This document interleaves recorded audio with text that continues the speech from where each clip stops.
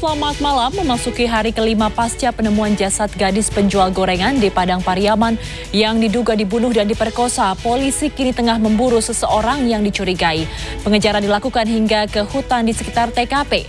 Saya Ayu Rahmawati, inilah redaksi malam selengkapnya. Warga di Kabupaten Gunung Mas, Kalimantan Tengah heboh gara-gara menemukan mayat yang lehernya terjepit pintu.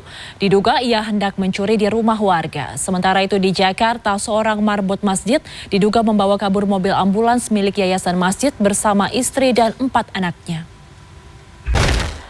Viral aksi seorang mahasiswi Institut Teknologi Surabaya melawan dan mengejar 2 pelaku yang menjamretnya di Jalan Arif Rahman Hakim, Surabaya.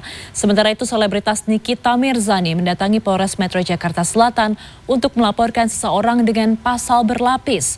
Informasi ini akan kami rangkum dengan aksi kriminalitas lainnya dalam Kilas Kriminal. Kasus pencurian kendaraan bermotor dengan modus gendam kembali terjadi di Tangerang Selatan, Banten. Kali ini korbannya pelajar SMK. Pelaku berpura-pura minta tolong diantar ke tukang urut. Sebelumnya pada Senin kemarin, siswa SMP yang jadi korban dari kedua kasus, pelaku sama-sama menitipkan map sebelum meminjam dan membawa kabur motor korban. Berpura-pura menjadi pembeli di toko emas, seorang emak-emak kedapatan menggondol perhiasan emas 19 gram senilai lebih dari 20 juta rupiah. Selain itu penjamretan yang terbilang nekat karena dilakukan di siang hari terjadi di gang sempit di Tanah Koja 40 Gadung, Jakarta Timur. Korban merupakan seorang ibu yang duduk di depan warung sambil bermain ponsel. Seorang pria diduga menjadi korban pembunuhan di dalam mobil di kawasan Ciracas, Jakarta Timur, Kamis malam. Warga yang melihat korban berlumuran darah membawa ke rumah sakit terdekat, namun nyawanya tidak tertolong. Sementara tersangka yang diduga adik ipar korban ditangkap polisi pada Jumat dini hari. Tersangka diduga membunuh kakak iparnya lantaran sakit hati.